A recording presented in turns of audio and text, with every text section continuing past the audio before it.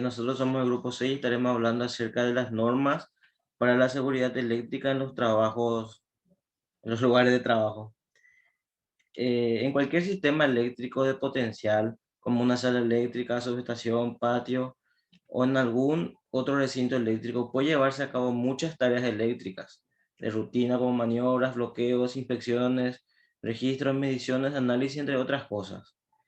Es muy importante destacar que para todas estas tareas mencionadas se deben tener en cuenta ciertas consideraciones indicadas en los artículos de esta norma que estaremos tratando hoy. Ya que al llevarla a cabo, el personal técnico se encuentra expuesto de forma constante y enfrentando a un sistema eléctrico con energía y en otras desenergizado. El propósito de esta norma es proveer de forma práctica un área de trabajo segura a los trabajadores en relación con los riesgos que se derivan en el uso de la electricidad. El alcance de la presente norma trata lo relativo a la seguridad de los trabajadores cuyas responsabilidades laborales comprenden la interacción con equipos y sistemas eléctricos energizados. Los conceptos vertidos en esta norma son adaptados a otros trabajadores también cuya exposición a los peligros eléctricos es involuntaria o no reconocida como parte de sus responsabilidades laborales. El mayor riesgo de sufrir lesiones derivadas de los peligros eléctricos para otros trabajadores involucra el contacto inadvertido con líneas aéreas de energía y choque eléctrico producido por máquinas, herramientas y artefactos.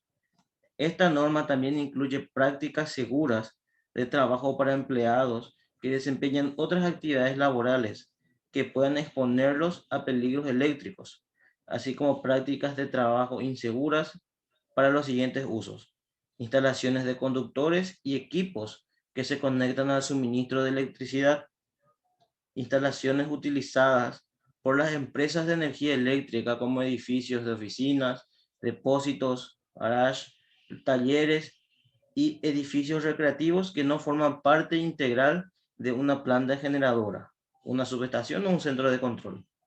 Esta norma no cubre las prácticas de trabajo relacionadas con la seguridad para los siguientes usos: instalaciones en barcos, naves acuáticas, diferentes edificios flotantes, equipos rodantes, ferroviarios, aviones o vehículos automotores diferentes, de casas móviles y vehículos de recreo. Tampoco incluye instalaciones ferroviarias para la generación, transformación, transmisión o distribución de la energía eléctrica usada exclusivamente para el funcionamiento del equipo. Instalaciones de equipos de comunicaciones bajo el control exclusivo de compañías de comunicaciones situadas a la intemperie o dentro de edificios utilizados exclusivamente para dichas instalaciones. Tampoco ampara a instalaciones bajo el control exclusivo de una compañía de electricidad donde dichas instalaciones constan de bajada acometida aérea o acometida lateral y los respectivos medidores. Están ubicadas en concesiones o derechos de propiedad legalmente establecidos, designadas o reconocidas por comisiones del servicio público, comisiones de compañías de electricidad u otras agencias regulatorias con jurisdicción para tales instalaciones. Están en propiedades de propiedad o arrendadas por la empresa eléctrica para propósitos de comunicaciones, medición, generación, control, transformación, transmisión o distribución de la energía eléctrica, o que estén localizadas de acuerdo a lo establecido por otros acuerdos escritos, ya sean designados o reconocidos por estas comisiones de acometidas públicas, comisiones de servicios públicos u otras agencias de control con jurisdicción para tales instalaciones. Estos acuerdos escritos deben limitarse a instalaciones con propósitos de comunicaciones, medición, generación, control, transformación, transmisión o distribución de energía eléctrica, donde no puedan obtenerse derechos de paso o servidumbres legalmente establecidas. En esta norma aplican reglas mandatarias como también reglas permisivas. Las reglas mandatarias son disposiciones obligatorias en esta norma, aquellas que identifican acciones que no son específicamente requeridas o prohibidas y están caracterizadas por el uso de los términos debe, deben o no debe, deben. Las reglas permisivas son aquellas que identifican acciones que son permitidas pero no son requeridas. Son normalmente utilizadas para descubrir métodos alternativos u opciones y están caracterizadas por el uso de los términos será permitido, permitirá o no será requerido. El artículo 5 habla de la aplicación de los procedimientos y las prácticas relacionadas con la seguridad. En este artículo se trata lo relativo a la práctica y los procedimientos de trabajo relacionados con la seguridad eléctrica para empleados que están expuestos al riesgo eléctrico en los lugares de trabajo cubiertos dentro del alcance de esta norma. Estas prácticas y procedimientos están destinadas a proporcionar seguridad a los empleados ante los riesgos en los lugares de trabajo. La responsabilidad del empleador debe tener las siguientes: aquí. Establecer, documentar e implementar las prácticas de trabajo relacionadas con la seguridad y debe entrenarlos a los empleados, los procedimientos requeridos por esta norma. También debe proporcionar a los empleados entrenamiento de las prácticas y procedimientos de trabajo del empleador relacionados con la seguridad. Y como responsabilidades del empleado, debe cumplir con las prácticas de trabajo y los procedimientos relacionados con la seguridad provistos por el empleador. La eliminación de los peligros será la primera oportunidad en la implementación de las prácticas de trabajo relacionadas con la seguridad.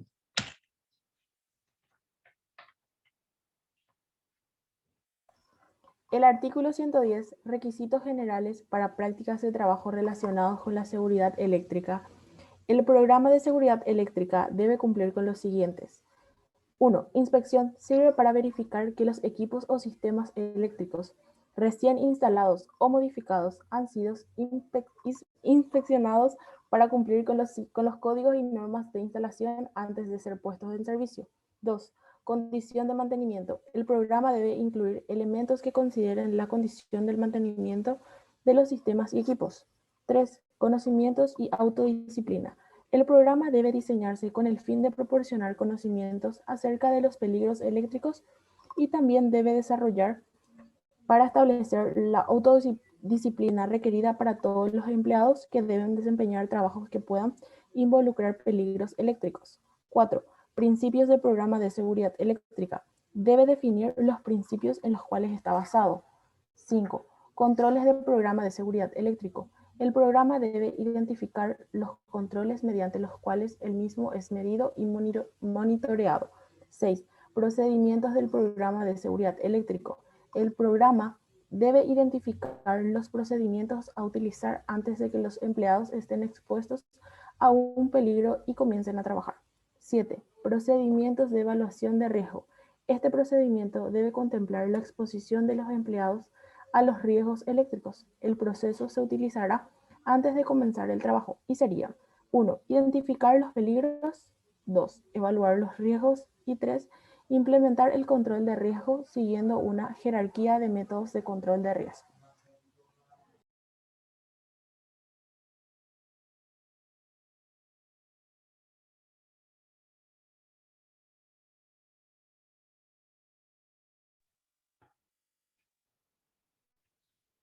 Artículo 120. Estableciendo una condición de trabajo eléctricamente segura. Todos los empleadores deben establecer, documentar e implementar un programa de bloqueo de etiqueta. El programa debe especificar procedimientos para salvaguardar a los empleadores de la exposición a los peligros eléctricos. Este programa y sus procedimientos también deben incorporar lo siguiente. A. Ser aplicable a la experiencia y capacitaciones de los trabajadores y condiciones de su lugar de trabajo. B. Cumplir los requisitos del artículo 120. C. Aplicar a los equipos fijos, los instalados de forma permanente, los equipos instalados temporalmente y los equipos portátiles. Principio del bloqueo etiqueta. No debe considerarse que conductores y partes del circuito eléctrico se encuentran en una condición de trabajo eléctricamente segura, hasta tanto que no se haya cumplido todos los requisitos del artículo 120. Las prácticas de trabajo deben ser aplicables al voltaje y a nivel de energía del circuito, se deben utilizar en conformidad con el artículo 130 hasta el momento en que los conductores eléctricos y las partes del circuito estén en una condición de trabajo eléctricamente segura.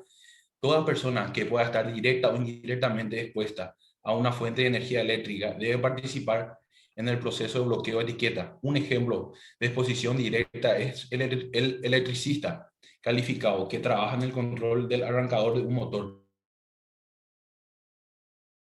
los circuitos de potencia o el motor. El dispositivo de bloqueo debe cumplir con los siguientes requisitos. El dispositivo de bloqueo incluye un candado de llave o combinación. El dispositivo de bloqueo debe incluir un método para identificar a la persona que instaló el dispositivo de bloqueo. Se permitirá un dispositivo de bloqueo, sea solo un candado siempre y cuando el candado sea fácil de identificar. El dispositivo de etiqueta debe cumplir con los siguientes requisitos. El dispositivo debe incluir una etiqueta junto con los medios de fijación. El dispositivo de etiqueta debe ser fácilmente identificable como un dispositivo de etiqueta y adecuado para las condiciones ambientales y la duración del bloqueo de etiqueta. Los métodos de fijación del dispositivo de etiqueta deben ser capaces de resistir por lo menos 222,4 N, 50 libras de fuerza aplicada en ángulo recto a la superficie de los medios de fijación. Los medios de fijación de la etiqueta deben ser descartables, no reutilizables, aptos para ser colocados con la mano, autoasegurables, no aflojables y equivalentes a un amarre sujetable, cable de nylon resistente a todo medio ambiente. Los procedimientos de bloqueo de etiqueta. Los planos de diagramas unifilares actualizados se deben considerar la principal fuente de referencia para esta información. Cuando no estén disponibles los planos actualizados, el empleador será responsable de garantizar que se empleen medios iguales, efectivos para localizar todas las fuentes de energía. El plan debe ser identificable a las personas que pueden estar expuestas a un peligro eléctrico. El plan también debe identificar a la persona responsable y a su responsabilidad en el procedimiento de bloqueo y etiquetado. El bloqueo etiqueta simple. Todos los procedimientos de bloqueo y etiqueta que involucren solo o una más personas calificadas para la desgeneralización de conjunto de conductores o la fuente de circuito, con el único propósito de salvaguardar a los empleados de la exposición de peligros eléctricos, deben ser considerados como procedimientos de bloqueo etiqueta simple. El bloqueo de etiqueta compleja se permitirá con un procedimiento de bloqueo etiquetado complejo, donde existe uno o más de los siguientes criterios: múltiples fuentes de energía, múltiples grupos de trabajo, múltiples de oficio, múltiples lugares, empleadores, medios de desconexión, secuencias particulares. El trabajo o tarea comprende más de un turno de trabajo. Todo procedimiento, bloqueo de etiqueta complejo debe requerir un plan de ejecución por escrito que identifique a la persona a cargo. El procedimiento bloqueo de etiqueta complejo debe tener la responsabilidad principal a un empleado autorizado por un número determinado de empleados trabajando bajo la protección de un dispositivo de bloqueo o etiqueta grupal, como por ejemplo un candado de operación. La persona a cargo debe ser considerada responsable de la ejecución segura del bloqueo de etiqueta compleja. El artículo 130. Trabajos que involucran peligros eléctricos. El artículo 130 trata de lo siguiente: cuando debe establecerse una condición de trabajo eléctricamente segura. 2. Requisitos para el trabajo que involucran peligro eléctrico, como prácticas de trabajo eléctrico relacionadas con la seguridad, cuando no puede establecerse una condición de trabajo eléctricamente segura. Condiciones de trabajo eléctricamente seguras. Los conductores y partes de circuitos energizados que funcionan a tensiones iguales o mayores a 50 voltios deben ponerse en una condición de trabajo eléctricamente segura. Antes de que el empleado comience el trabajo, si existiese alguna de estas siguientes condiciones: el empleado se encuentra dentro de la frontera de aproximación limitada. 2. El empleado interactúa con equipos en los que los conductores o partes del circuito no están expuestos, pero existe un aumento de las probabilidades de heridas provocadas provocadas por exposición a relámpago de arco. Condición de operación normal. La operación normal del equipo eléctrico se debe permitir donde exista una condición de operación normal. Una condición de funcionamiento normal existe cuando se cumplen todas las siguientes condiciones. 1. El equipo está instalado apropiadamente. 2. El equipo está mantenido apropiadamente. 3. El equipo es utilizado de acuerdo a las instrucciones incluidas en el listado y etiquetado y acorde a las instrucciones del fabricante. 4. Las puertas del equipo están cerradas y aseguradas. 5. Todas las tapas del equipo están en su lugar y aseguradas. 6. No existe evidencia de falla inminente. La frase instalada apropiadamente significa que el equipo está instalado en concordancia con los códigos y normas aplicables de la industria y las recomendaciones del fabricante. La frase mantenimiento apropiadamente significa que el equipo ha sido mantenido en concordancia con los códigos y normas aplicables y las recomendaciones del fabricante. Otras precauciones para actividades del personal. Cuando pueden existir peligros eléctricos, los empleados deben ser instruidos para que se mantengan alerta en todo momento mientras están trabajando dentro de la frontera de aproximación limitada de conductores o partes del circuito eléctrico energizados que funcionan a tensiones de 50 voltios o más y en situaciones de trabajo en las que pueden existir peligros eléctricos. Cuando se encuentran impedidos, capacidad disminuida. A los empleados no se les debe permitir trabajar en áreas donde se encuentren dentro de la frontera aproximada limitada de conductores o partes del circuito electrificado a tensiones de 50 volts. Equipo de protección personal. Cuando el empleado trabaja dentro de la frontera de aproximación restringida, el trabajador debe usar equipo de protección personal. Se deben proteger todas las partes del cuerpo que estén dentro de la frontera de relámpago de arco. Cuando se utilice ropa con valor de resistencia de arco para proteger al empleado, estas deben cubrir todas las vestimentas inflamables y deben permitir el movimiento y la visibilidad.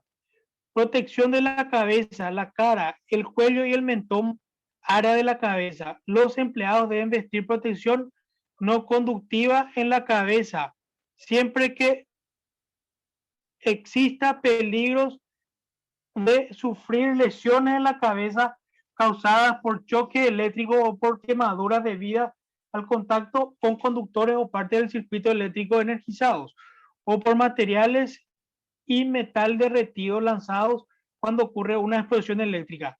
Los empleados deben vestir equipo de protección no conductivo para la cara, cuello y mentón cuando haya riesgo de lesión por la explosión o arco eléctrico relámpago de arco por materiales despedidos por una explosión eléctrica. Si los empleados usan redecillas, cofias para el cabello o la barba o ambas, estos artículos deben ser resistentes al arco. Protección de los ojos. Los empleados deben usar equipos protectores para los ojos siempre que exista el peligro de lesiones causadas por arco eléctrico, relámpagos o por materiales despedidos como resultado de una explosión eléctrica. Protección auditiva. Los empleados deben usar protección auditiva siempre que trabajen dentro de la frontera de relámpago de arco. Protección del cuerpo. Los empleados deben vestir ropa con valor de protección al arco siempre que exista la posibilidad de explosión a un relámpago de arco por encima del umbral de nivel de energía incidente para una quemadura de segundo grado. Protección de manos y brazos. Los empleados deben utilizar guantes aislantes de hule con protectores de cuero donde existan peligro de lesión en las manos por el choque eléctrico debido al contacto con conductores o parte del circuito eléctrico energizados. Los empleados deben utilizar guantes aislantes de hule con protectores de cuero y mangas aislantes de hule donde exista peligro de sufrir lesiones con choque eléctrico en manos y brazos debido al contacto con conductores o partes del circuito eléctrico energizados. Los guantes aislantes de hule deben tener un nivel nominal de aislamiento clase acorde al nivel de tensión al que están expuestos. Se debe permitir el uso de guantes aislantes de hule sin protectores de cuero bajo las siguientes condiciones. 1. No se realizará ninguna actividad que suponga un riesgo de corte o dañado del guante. 2. Los guantes aislantes de hule se someterán a una prueba eléctrica antes de volver a usarlos. 3. El valor nominal de los guantes aislantes de hule será reducido a un 50% para la clase 00 y en una clase completa para la clase 0 a 4. Uso y mantenimiento. Los equipos de protección eléctrica deben mantenerse en condiciones seguras y confiables. Los equipos aislantes deben inspeccionarse para comprobar que no están dañados a cada uso diario e inmediatamente después de cualquier incidente del que pueda razonablemente sospecharse que haya causado daños. A los guantes aislantes se les debe hacer pruebas de aire e inspecciones. Los equipos de protección eléctrica deben ser sometidos a pruebas eléctricas periódicas. Protección de los pies, donde se utilice calzado aislado como protección contra las tensiones de paso y de toques, se requerirá calzado dieléctrico. Las suelas aislantes no deben ser utilizadas como protección eléctrica primaria. El calzado contra peligro eléctrico que cumpla lo establecido en ASTP F2413, estándar de especificación de requerimientos de desempeño para calzado de protección, seguridad con puntera, pueden constituir una fuente de protección contra los choques eléctricos bajo condiciones secas. Conclusión. Con este trabajo hemos concluido que la seguridad eléctrica es una responsabilidad compartida entre los empleadores y empleados. El cumplimiento con las reglamentaciones de seguridad no es únicamente responsabilidad del empleador. La seguridad eléctrica de los empleados requiere de un esfuerzo de colaboración entre los trabajadores y la gerencia. Los empleadores deben contar con un programa sobre seguridad eléctrica que debe ser cumplido por los empleados y a su vez los empleados deben poner en práctica las políticas y procedimientos del sistema de potencial eléctrico, que incluye una capacitación para realizar sus tareas de forma segura y el uso de las herramientas y de equipo de seguridad requerido. La norma para seguridad eléctrica en los lugares de trabajo no se trata solamente de las acciones que tomó un empleador ante la investigación de un incidente.